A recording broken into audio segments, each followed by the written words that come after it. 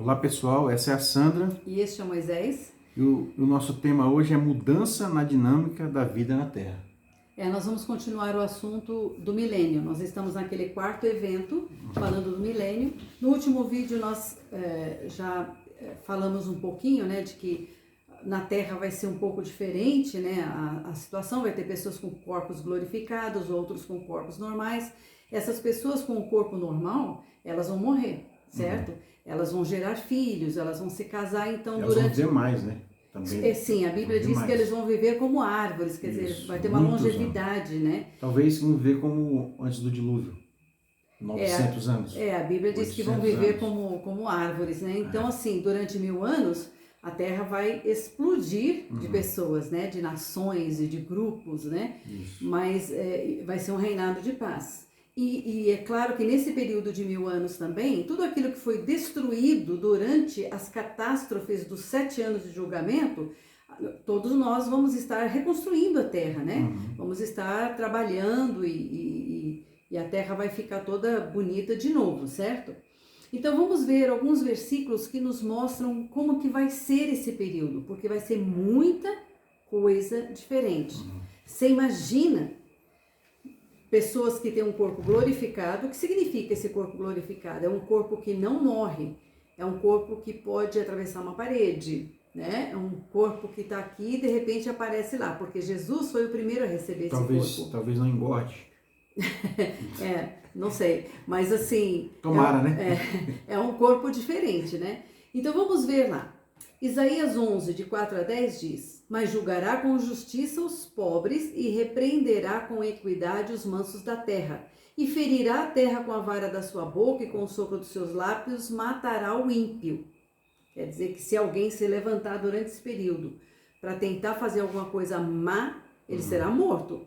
E a justiça será o cinto dos seus lombos e a verdade o cinto dos seus rins. E morará, presta atenção, e morará o lobo com o cordeiro, e o leopardo com o cabrito se deitará, e o bezerro e o filho da leoa e a né de ovelha viverão juntos, e um menino pequeno as guiará. A vaca e a ursa pastarão juntas, e seus filhos juntos se deitarão, e o leão comerá palha como boi, e brincará a criancinha de peito sobre a toca da áspide, que é cobra. E já o desmamado meterá a mão na cova do basilisco, uma serpente. E não se fará mal nenhum algum em todo o monte da minha santidade, porque a terra se encherá do conhecimento do Senhor, como as águas cobrem o mar. Então, eu sei que pessoas vão dizer, isso não é literal, isso só pode ser figurado, como que pode o leão comer capim? Mas como que foi no início, quando Deus criou? Qual era o alimento de todos os animais? Era grama, certo? E por causa da queda, houve uma mudança em todos os sistemas e eles tiveram que, não sei, se adaptar, né? Nascendo dentes diferentes, que são as presas, né? E mudou o sistema digestivo. Essa que é a verdade, porque houve toda uma adaptação para esse mundo caído. Então, aquele mundo de paz que vai ter, aquela era de paz que vai ter no milênio, também haverá uma outra adaptação. Ou vai se desadaptar, não sei, né? Mas assim como o leão começou a comer carne, né, de outros animais para poder sobreviver por causa da queda, no milênio ele vai deixar de comer a carne de outros animais. Não vai mais caçar, mas ele vai pastar junto com a ursa, e junto com o cachorrinho, e com a vaca, e viverão em paz. Isso é uma coisa maravilhosa, quando eu vejo, eu gosto muito dos animais, e quando eu vejo os animais, eu fico animada. E a gente vê já acontecendo, né, em alguns lugares do mundo esse tipo de amizade entre animais carnívoros e outros tipos de animais, né? Quando a gente vê, a gente fica até impressionado. É muito lindo quando você vê animais de espécies tão diferentes, que crescem juntos e são amigos, um não ataca o outro. Quer dizer, a informação está lá, só que alguma coisa para sobreviver... Nossa, muito bom isso, a informação está lá e o Senhor vai resgatar. Exato. Ai, que lindo que vai ser. E sabe, e uma coisa que eu fico pensando é que, assim, quanto a religiões diferentes, não vai haver, porque o conhecimento do Senhor encherá a terra. Todo mundo vai conhecer. Então, tanto a igreja de Jesus como os próprios judeus que serão convertidos ao Messias nesse tempo, estarão ensinando as nações, né, Moisés, a palavra do Senhor. Então o conhecimento vai se encher na terra. Então não vai ter religiões, vai ter só a adoração ao Senhor Jesus e o conhecimento dele, né? E acontecerá naquele dia que as nações perguntarão pela raiz de Jessé, posta por pendão dos povos, e o lugar do seu repouso será glorioso. Isaías 65, do 24 ao 25 diz: E será que antes que clamem, eu responderei, estando eles ainda falando, eu os ouvirei. O lobo e o cordeiro se apacentarão juntos, e o leão comerá palha como o boi, e o pó será a comida da serpente. Ou seja, a única coisa que não vai reverter aí da queda foi a maldição dada para a serpente. Sim, mas ela não vai fazer mal pro homem. Não, mas a comida dela vai ser o pó, né? Mas ela não vai poder mais fazer dano algum, quer dizer, ela não vai ter mais veneno, não vai mais atacar as pessoas. Não farão mal nem dano algum em todo o meu santo monte, diz o Senhor. Sofonias 3, 9 e 14, 15 diz: Porque então darei lábios puros aos povos, para que todos invoquem o nome do Senhor, para que o sirvam com o mesmo espírito. Canta alegremente, ó filha de Sião, rejubila e exulta de todo o coração, ó filha de Jerusalém. O Senhor afastou os teus juízos, exterminou os teus inimigos. O Senhor, o Rei de Israel, está no meio de ti, e tu não verás mais mal algum.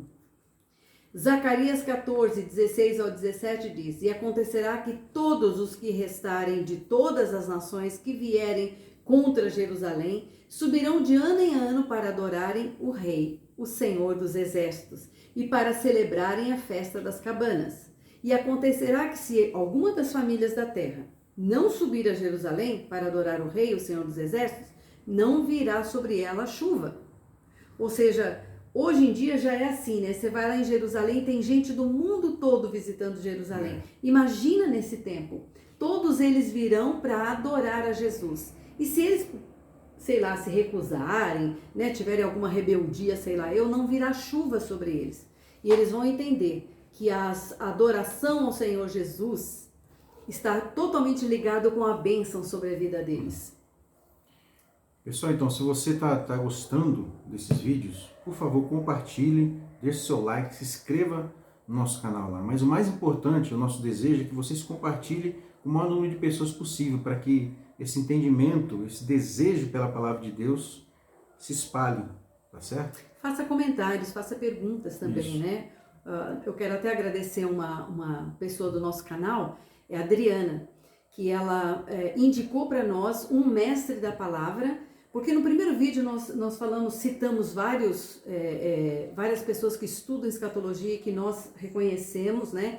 E honramos essas pessoas que estudam a palavra. E ela indicou um mestre da palavra que eu quero citar, que é o professor, pastor Nathan Rufino. E eu estou gostando muito dos vídeos dele, estou apaixonada por esse mestre da palavra de Deus. Bem, Deus cumprirá, durante o milênio, Deus cumprirá nesse período todas as promessas feitas a Israel. Você pode até perguntar, para que vai ter 1000 anos aí e tal? Então, uma das razões é essa, que Deus nesse tempo vai cumprir todas as promessas que fez a Israel. Já começa com Jesus reinando do trono de Davi. Ele é descendente do rei Davi e ele vai reinar no trono de Davi a partir de Jerusalém. Isso foi uma promessa dada a Davi que está se cumprindo aqui. E a nação de Israel vai estar no seu limite, nas suas fronteiras originais. E todo o povo estará seguro ali, que foi uma promessa dada para Abraão. Porque a aliança que Deus faz com o povo de Israel não pode ser quebrada.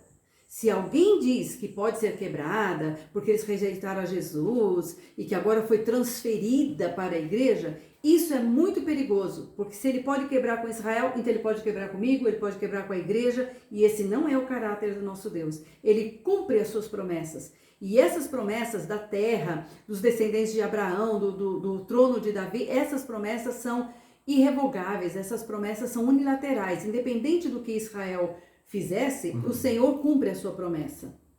Ok, então vamos ver aqui as promessas feitas a Israel. Amós 9, 11 a 14. Naquele dia, Tornarei a levantar a tenda de Davi que caiu, e taparei as suas aberturas, e tornarei a levantar as suas ruínas, e a edificarei como nos dias da antiguidade, para que possuam o restante de Edom e todas as nações que são chamadas pelo meu nome, diz o Senhor que faz essas coisas.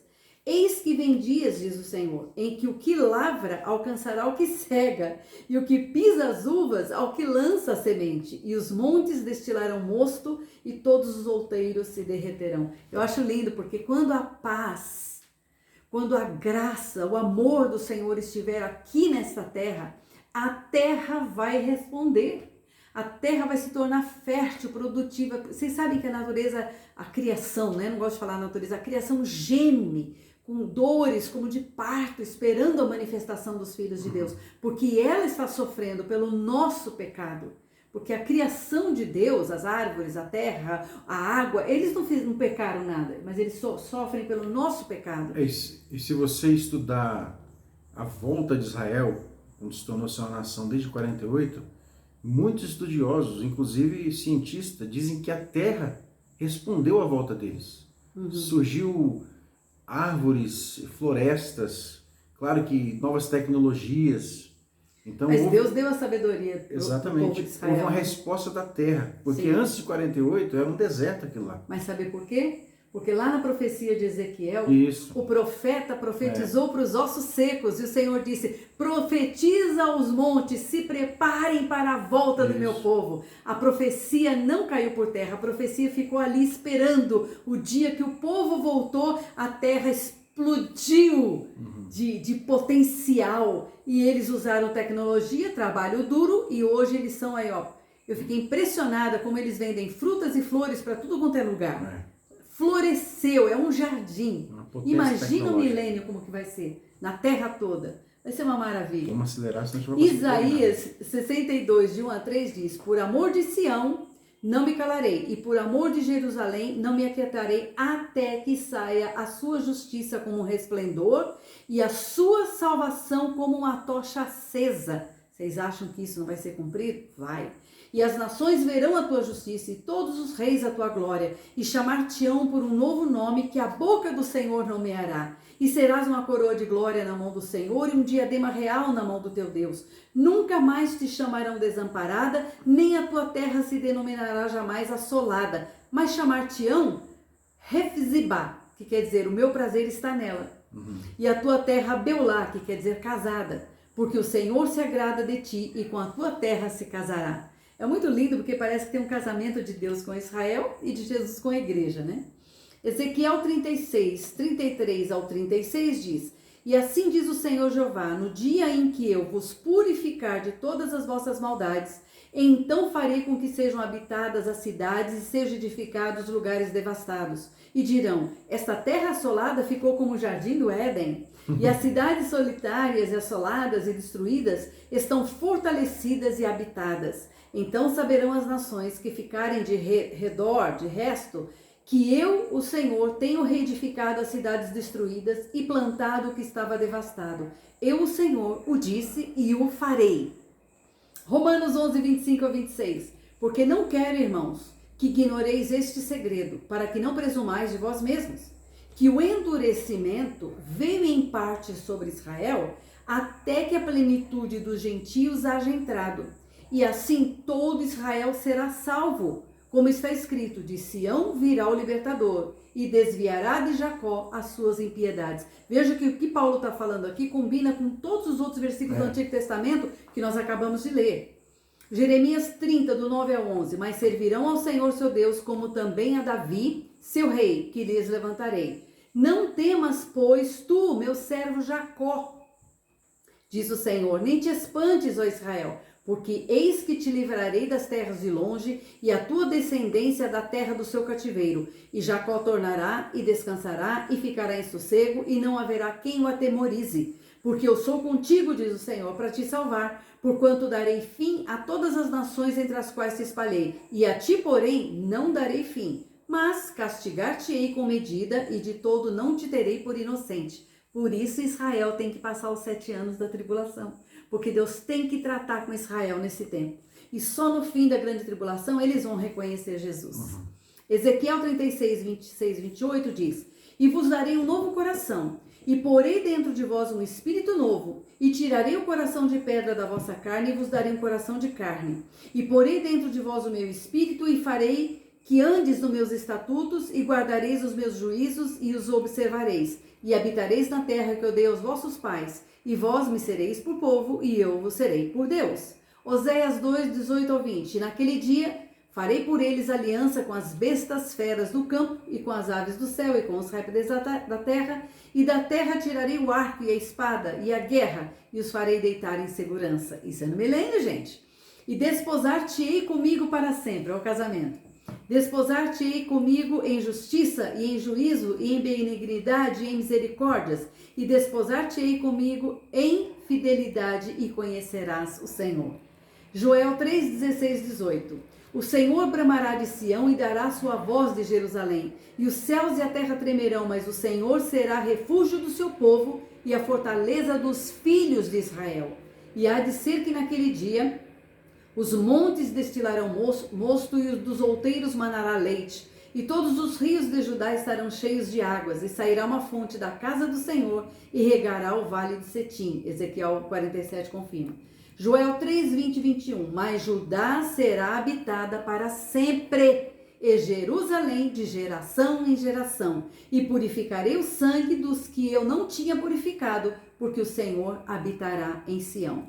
Bom, então, essa será a vida durante o milênio. As promessas de Israel sendo cumpridas, um governo de justiça. Eu acredito que nós, a Igreja de Jesus, estaremos governando, reinando com ele. Portanto, nós estaremos bem ocupados aí, cada um na sua função, conforme os seus dons e talentos e conforme a autoridade que você recebeu enquanto nesta vida, né, também.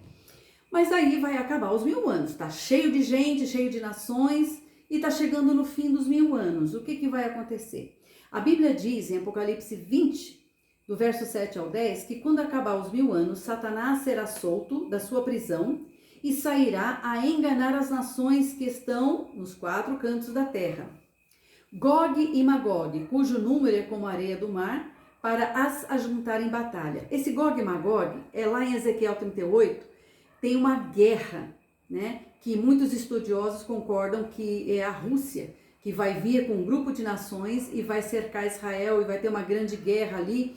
Pode ser que a igreja veja essa guerra, pode ser que não, né? Existe uma grande possibilidade da gente ver essa guerra, né? Aliás, eu achei que ia ser agora, né? Esse interesse da Rússia pela Ucrânia, né? Ele vai acabar chegando lá em Israel, porque já está na Síria, bem, é outra história. Mas essa guerra é tão assim característica que aqui ele faz uma alusão àquela guerra. Então ele chama de Gog e Magog também. Vai falar, lembra daquela guerra que houve do Gog e Magog? Então aqui Satanás vai tentar fazer uma coisa igual, vai juntar as nações para irem guerrear lá em Jerusalém contra Jesus. Então diz assim, e subiram sobre a largura da terra e cercaram o arraial dos santos e a cidade amada, mas desceu fogo do céu e os devorou. E o diabo que os enganava foi lançado no lago de fogo e enxofre, onde está a besta, o falso profeta, e de dia e de noite serão atormentados para todo o sempre. Depois disso, Satanás vai ser preso no lago de fogo, agora vai vir o juízo final, que é aquele tribunal branco que o Moisés já mencionou, está em Apocalipse 20, do 11 ao 15. Vai ter um grande trono branco, Jesus vai se assentar nele, e fala que da presença dele fugiu terra e céu e não se achou lugar para eles. E os mortos, grandes e pequenos, que estavam diante do trono, vieram todos. O mar vai dar os mortos, o inferno vai dar os mortos. Onde morreu gente vai ser entregue ali. Todos os ímpios que morreram irão ressuscitar para serem julgados. João diz que enquanto ele estava olhando, ele viu que se abriram livros, no plural. E abriu-se também outro livro, que é o livro da vida. E os mortos foram julgados pelas coisas que estavam escritas nos livros, segundo as suas obras. Interessante isso, né, gente? Deus poderia simplesmente já condenar todo mundo, mas vai ter um tribunal, vai ter um julgamento. Isso. Só não vai ter o advogado Jesus, né? O advogado Jesus é agora. Agora nós temos um advogado junto ao Pai, mas naquele momento não vai ter, né? Então, já falei que os mortos, o mar vai dar os mortos, o inferno, né? e cada um vai ser julgado. E depois a morte e o inferno serão lançados no lago de fogo. Esta é a segunda morte. E aquele que não foi achado escrito no livro da vida foi lançado no lago de fogo. 1 Coríntios 15, 24 a 25 diz: depois virá o fim, quando tiver entregado o reino a Deus, ao Pai, e quando houver aniquilado todo o império e toda potestade e força. Porque convém que ele reine, até que haja posto a todos os inimigos debaixo dos seus pés. Ora, o último inimigo que há de ser aniquilado é a morte. E só fazer uma observação, né? E esse tribunal, o grande tribunal, o trono branco, vão vir pessoas desde o tempo lá de Noé, que se tornaram inimigos de Deus desde aquele período, ou de Adão, antes de Noé. Então todos vão estar em pé diante desse trono branco, onde Deus vai julgar essas pessoas. E elas vão ser condenadas e lançadas no lago de fogo. Muita gente diz assim, mas vai ser milhares de pessoas, quanto tempo isso vai durar? Eu acredito que isso vai acontecer de uma maneira assim, sobrenatural, né? Que ninguém vai ficar cansado precisando de cadeira para esperar. Eu vou assistir isso de camarote, né? Bom, então, nós vimos que tem 3 tribunais, que é o tribunal de Cristo, que chama Bema, eu não sei se a pronúncia é correta, mas eu falo assim, né? E que acontece depois do arrebatamento, para os cristãos que estão lá, e é de premiação. Depois nós temos os 12 tronos e o trono de Jesus, com a separação de ovelhas e bodes, que é na vinda de Jesus para estabelecer o milênio. E depois esse grande trono branco, que é a ressurreição de todos os mortos, onde eles são julgados pelas suas obras. E depois que houver esse julgamento, então haverá um novo céu e uma nova terra. Então, os elementos vão se derreter e tudo vai ser feito novo, né? Porque eu acho que tem que passar por um tipo de purificação, Apocalipse 21, ou algo assim, né? Então, eu gostaria, antes de terminar esse vídeo, que já está um pouquinho longo, só dizer que esses 4 eventos, né, que nós, no início, a gente se propôs a discutir e apresentar a vocês, e nós estamos terminando agora, existe, claro, posições diferentes, né, sobre esses eventos aqui. Mas, assim, pelo que nós entendemos, toda a diferença de posições e de linhas são principalmente por 2 razões. Uma é quando as pessoas não entendem que essas promessas, que essas profecias são literais. Elas entendem mais pro figurado, alegoria, né, do que literal. E nós já falamos no início que a nossa posição é literal, porque a maioria das profecias, ou todas as profecias sobre Jesus na sua primeira vinda, se cumpriram literalmente. Então, o que falta agora, porque não seria literal também, certo? E a segunda razão, gente, é porque Israel é o problema. Então, quando você tira Israel do mapa, né? Você tira ele, você substitui pela igreja, você diz Israel não está mais, rejeitou Jesus, então agora acabou. Existe só um povo, né? Não, as promessas que Deus fez para Israel não tem mais nada a ver com Israel, são para a igreja, só o castigo que é para Israel, né? Então, esse para mim são as 2 coisas principais. E se você tira Israel, como nós temos falado em alguns vídeos, para nós isso é muito perigoso, pernicioso, porque você está dizendo, Deus pode quebrar as promessas que ele fez com Abraão, que ele fez com Davi. Então ele pode quebrar a promessa que ele faz com a igreja, ele pode quebrar a promessa que ele faz comigo, que ele faz com você. Que confiança nós teremos no Deus? Então, gente, eu sei que às vezes os versículos dão a entender mais assim ou mais assado, mas nós temos que ter uma coisa em mente. Quando as coisas ficarem um pouco confusas ou nubladas, estabeleça como critério o caráter de Deus. Será que nós podemos dizer que Deus é um Deus que quebra promessas, alianças, acordos? Isso é muito grave. E se a gente diz, não, o caráter de Deus não é assim. Ele não vai quebrar promessas que ele fez com Abraão, com Davi, que são repetidas em todo o Velho Testamento e até no Novo, como nós lemos o anjo falando com Maria. Entendeu? Então, se nós entendemos que ele não é um Deus que quebra as promessas, então Israel tem um papel nesse tempo. Então nós temos o ímpio, nós temos Israel e nós temos a igreja. Tá certo? Nós temos os gentios, né? Não gosto de falar ímpio, mas nós temos os gentios, nós temos os judeus e nós temos a igreja de Jesus.